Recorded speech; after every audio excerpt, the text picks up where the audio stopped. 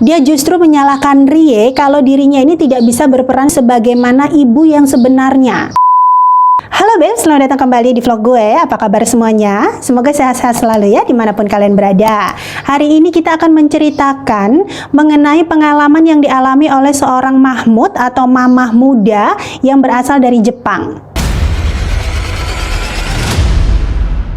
Sosok mamah muda atau wanita ini bisa dikatakan salah milih pertemanan atau salah milih teman. Karena harusnya kan kalau misalnya kita berteman baik dengan seseorang, teman kita itu sebaiknya ya bisa membawa kita kepada arah yang lebih baik, kehidupan yang lebih bagus gitu. Tapi ini justru sebaliknya. Yang dialami oleh wanita Jepang ini justru membuat kehidupannya yang tadinya itu sangat ya mendekati sempurna malah menjadi berantakan amburadul gak karuan. Dia bernama Rie Ikari. Rie adalah sosok wanita muda yang berpenampilan sangat sederhana.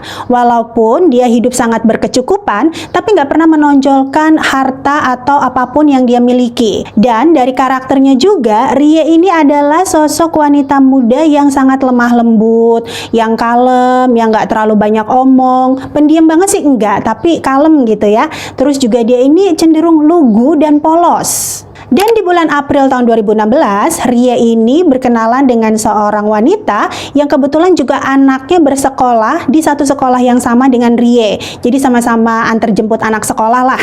Wanita tersebut bernama Emiko Akahori. Emiko ini ternyata 9 tahun usianya lebih tua ketimbang dari Rie. Namun walaupun jauh lebih tua usianya daripada Rie, namun keduanya ini akrabnya cepet gitu, gak ada kendala. Karena memang pembawaan dari Emiko sendiri ini sangat bertolak belakang dengan Rie. Kalau Emiko itu pembawaannya dia selalu ceria, selalu pintar membawa suasana. Akhirnya bisa mengimbangi dari karakternya Rie yang memang pada dasarnya orangnya ini kalem, nggak terlalu banyak omong. Emiko juga seringkali memberikan wejangan-wejangan atau tips-tips dalam hal berumah tangga serta cara yang baik bagaimana mendidik dan merawat anak. Nah, ini makanya Rie-nya tambah seneng nih bergaul sama Emiko karena selain memang orangnya menyenangkan buat Rie, Emiko ini banyak nge-share atau sharing ilmu-ilmu yang memang bermanfaat gitu buat dia. Kedekatan dari mereka berdua ini bukan hanya pada saat mereka berada di sekolah, tapi juga Emiko terlihat sering kali bermain atau mengunjungi rumahnya Rie. Pada waktu pertama kali Emiko ini main ke rumahnya Rie di kawasan prefektur Fukuoka, Jepang, dia itu kaget, nggak nyangka sama sekali kalau ternyata Rie ini hidup sangat berkecukupan. Karena memang Rie itu tinggal di pemukiman yang bisa dikatakan cukup elit di daerah Jepang. Jadi dia tinggal di sebuah rumah bertingkat 2, terus juga udah punya mobil sendiri. Jadi kebayang ya kalau misalnya di Jepang itu kan apa-apa serba mahal. Kalau misalnya seseorang bisa hidup di Jepang dengan sudah memiliki rumah sendiri, kendaraan sendiri, itu kan namanya hidupnya udah next level lah ya. Emiko saat itu juga sempat bertemu dengan suaminya Rie yang memang merupakan figur suami idaman, suami yang sangat penyayang terhadap istrinya dan juga terhadap anak-anaknya. Nah, Rie ini juga memiliki 3 orang anak yang sangat lucu-lucu, sehat-sehat, lincah-lincah. Pokoknya kalau disimpulkan, ini kehidupan rumah tangganya Rie dari semua-muanya ya overall, itu bisa dijadikan sebagai panutan lah. Dari intensitas pertemuan antara Emiko dan kedua pasangan Rie beserta suaminya ini menimbulkan kesan yang positif gitu untuk Emiko. Mereka berdua, baik Rie dan suaminya, menilai kalau Emiko ini memang wanita yang serba bisa. Selain menyenangkan, Emiko ini memang banyak ilmunya gitu yang bisa di-sharing buat Rie. Namun di tengah akrabnya antara Emiko sama Rie, ini tiba-tiba ada berita yang kurang menyenangkan. Emiko sempat menyampaikan kepada Rie kalau ibu-ibu di sekolah anak-anaknya ini sempat bergunjing atau bergosip nih mengenai hal-hal yang enggak-enggak tentang Rie. Rie awalnya sih tidak terlalu curiga ya, memang dia cukup merasakan bahwa ibu-ibu di sekolah anak-anaknya itu kok tiba-tiba agak menjauh, agak jaga jarak gitu sama dia. Tapi karena dia merasa tidak pernah berbuat sesuatu yang salah, ya dia cuek-cuek aja. Melihat keresahan dari Rie, Emiko ini langsung menenangkan Rie dengan mengatakan, udah gak usah dipikirin lah itu omongan dari ibu-ibu di sekolahan. Lagian saya udah labrak tuh semua ibu-ibu yang senengannya ngegosipin kamu, jadi kamu udah nggak usah risau-risau kayak gitulah. Ya udah ya, ngedenger statement kayak begitu, Rie ini tuh jadi tambah seneng gitu, berasa kayak beruntung banget gitu punya sahabat baik semacam Emiko, ngerasa ada yang backingin dia, ngelindungin dia dari orang-orang yang memang bisa dikatakan nggak suka gitu sama Rie ini. Dah kan antara Rie sama Emiko makin hari makin kesini, itu makin erat ini persahabatannya, udah macam kayak saudara jadinya, sister not in blood gitu ya kalau istilah anak zaman now. Udah reda nih gosip miring mengenai Rie yang digunjingkan oleh ibu-ibu di sekolahan anak-anaknya itu. Ada lagi dong masalah yang lebih menggetarkan hatinya Rie. Ini ngedenger berita ini ya, Rie itu tuh bagaikan disambar petir di tengah hari bolong. Jadi suatu hari ini best friendnya nih, bestinya Rie yaitu Emiko Akahori, dia menyampaikan kalau telah mendengar suaminya Rie ini selingkuh sama wanita lain. Awalnya Rie ini nggak percaya dong, karena kan dia melihat suaminya itu adalah sosok pria idaman, suami idaman, dan dia juga nggak pernah lihat suaminya macam-macam dari dulu. Jadi sepertinya ini cuma isu belaka aja nih, seperti yang kemarin-kemarin tuh dia digosipin sama ibu-ibu di sekolahan. Dan Rie sendiri ini juga sudah mengklarifikasi ke suaminya. Suaminya ini berkali-kali ngebantah tuduhan dari Rie kalau dirinya ini telah selingkuh dengan wanita lain. Dia berusaha meyakinkan istrinya kalau nggak ada wanita lain selain dirinya. Di tengah kegelisahan hatinya Rie, Emiko ini terus-menerus berusaha untuk mempengaruhi pikirannya. Dia terus ngomong nih ya, kalau suaminya itu tuh udah nggak bisa dipercaya lagi.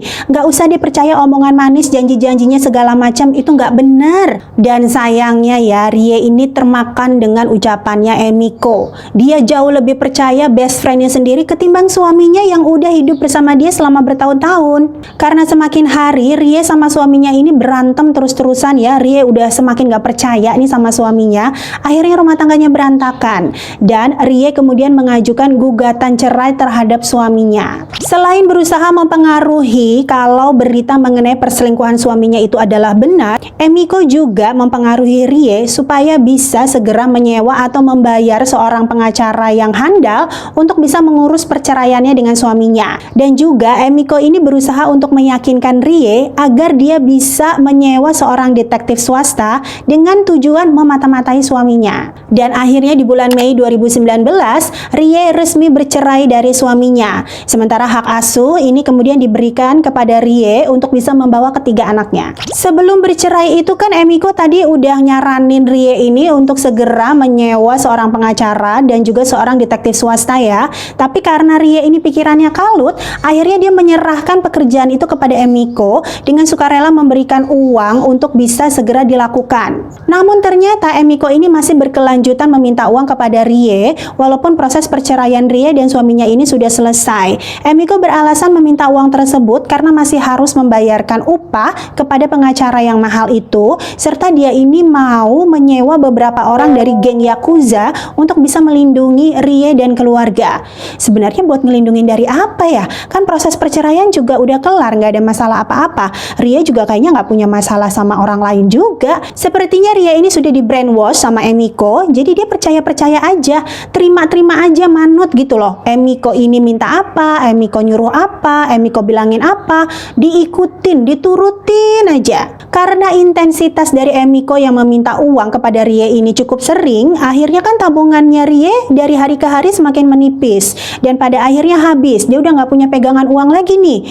Nah, kondisi yang demikian tersebut akhirnya mengharuskan Rie untuk menjual rumah dan juga mobilnya.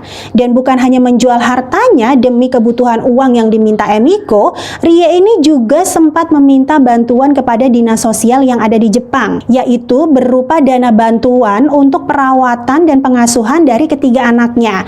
Rie itu dari dinas sosial kurang lebih terima 200.000 yen per bulan. Rie juga ternyata masih merasa belum cukup nih uangnya untuk diberikan kepada Emiko.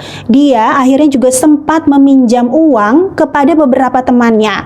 Nah, jadi uang dari hasil penjualan rumah, penjualan mobil, terus juga iuran bulanan dari dinas sosial sama pinjaman dari teman-temannya Rie ini semuanya diambil sama Emiko. Kalau secara logika kita kan pasti mikir ya, Rie ini diancam atau diintimidasi atau dihipnotis sih. Tapi ternyata Rie memang memberikan semua uangnya ini kepada Emiko secara sukarela.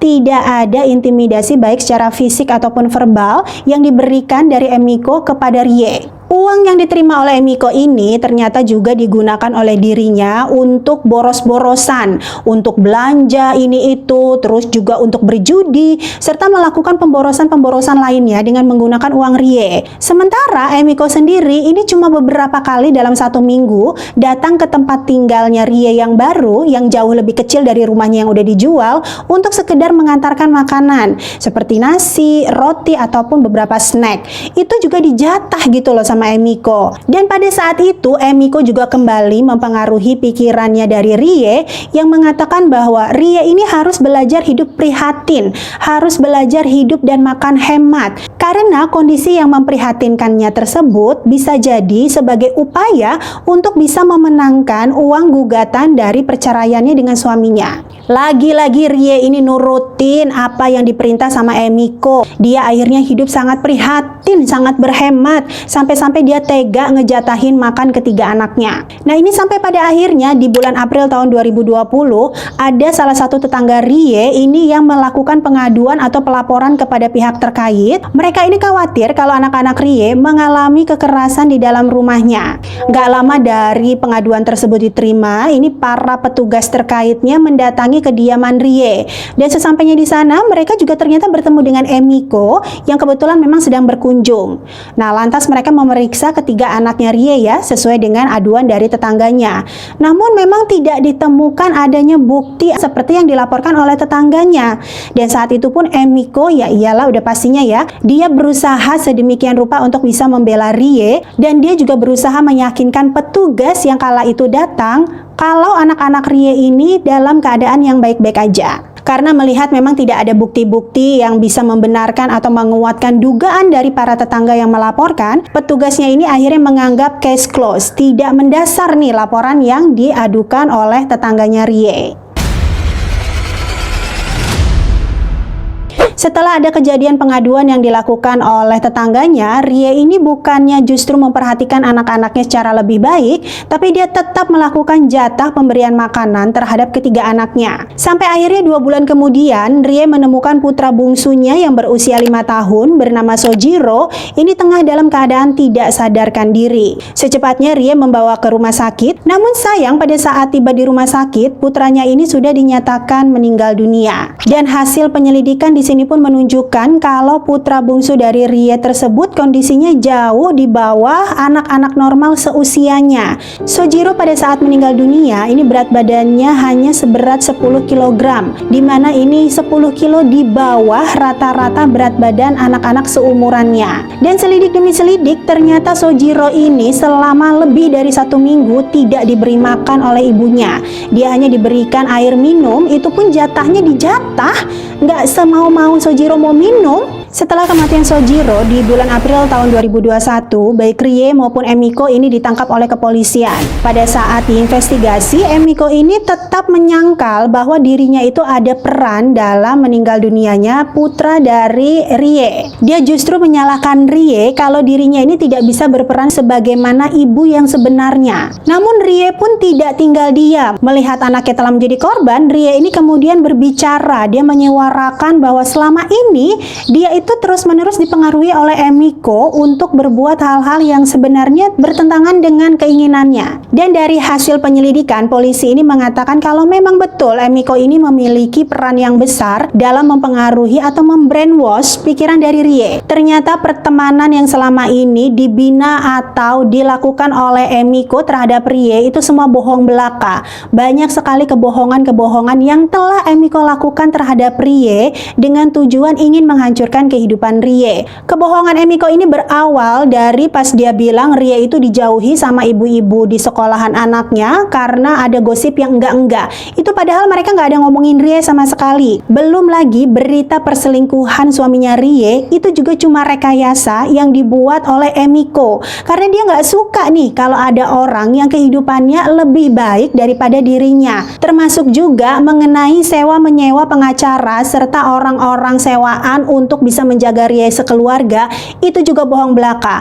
Nggak ada sama sekali ya yang namanya Emiko ini meminta uang kemudian membayarkannya kepada orang-orang yang akan di-hire atau disewanya itu. Nggak ada. Jadi murni uang yang dia ambil, yang dia minta dari Rie, itu digunakan sepenuhnya untuk kesenangan dia semata. Perlakuan Emiko terhadap Rie ini ternyata dilatar belakangi oleh masa lalunya Emiko yang memang kurang bahagia. Menurut informasi dari tetangganya, keluarga Emiko memang mengalami kesulitan keuangan. Jadi keluarganya itu sudah hobi atau gemar ngutang ke sana ke sini sama orang-orang lain maupun tetangga-tetangga terdekatnya. Namun dengan kehidupan ekonomi yang serba pas-pasan ini tidak menutup keinginan kedua orang tua Emiko untuk menyekolahkannya di sekolah swasta yang mahal. Sehingga orang tua Emiko ini bela-belain ngutang ke sana ke sini untuk bisa membiayai sekolahnya. Di sekolahnya sendiri Emiko ini ya waktu kecil itu dikenal orangnya ini memang menyenangkan.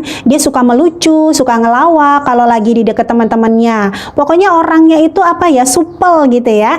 Nah, tapi hal ini hanya dilakukan kepada teman-temannya yang menurut Emiko itu posisinya atau kondisinya di atasnya Emiko. Mau itu dari perekonomian maupun hal lainnya. Tapi kalau Emiko ini ketemu sama teman-teman yang dia nilai dia ada di bawahnya Emiko nih, lebih lemah gitu dari Emiko, dia bakalan menjadi korban buliannya. Emiko sering meminta uang kepada teman-teman yang dianggapnya lebih lemah untuk membelikannya makanan atau jajan di sekolahnya. Dan ternyata Emiko ini sudah pernah menikah sebelumnya. Namun rumah tangganya ini nggak lama karena suaminya mengetahui hobinya yang gemar berhutang. Dan setelah bercerai, Emiko ini kemudian menikah kembali dan tinggal di kawasan prefektur Fukuoka, Jepang, yang kemudian akhirnya ketemu sama Rie. Untuk saat ini kasus tersebut masih dalam penyelidikan di mana Emiko telah membantah semua tuduhan yang diberikan dan juga ia bahkan tetap menyalahkan Rie karena menyebabkan kematian dari putranya Sojiro. Menurut polisi, total uang yang diambil Emiko dari Rie adalah sebesar 10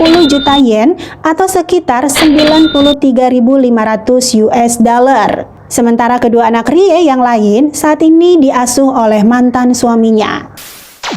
Oke Beb, demikian video kali ini. Semoga video barusan bisa menghibur kalian semua ya. Terima kasih banyak untuk kalian yang sudah menonton sampai akhir. Jangan lupa untuk terus dukung channelnya dengan klik like-nya, komen-komen, di-share yang banyak, dan jangan lupa untuk klik tombol subscribe-nya. Sampai ketemu lagi di video berikutnya. Bye now.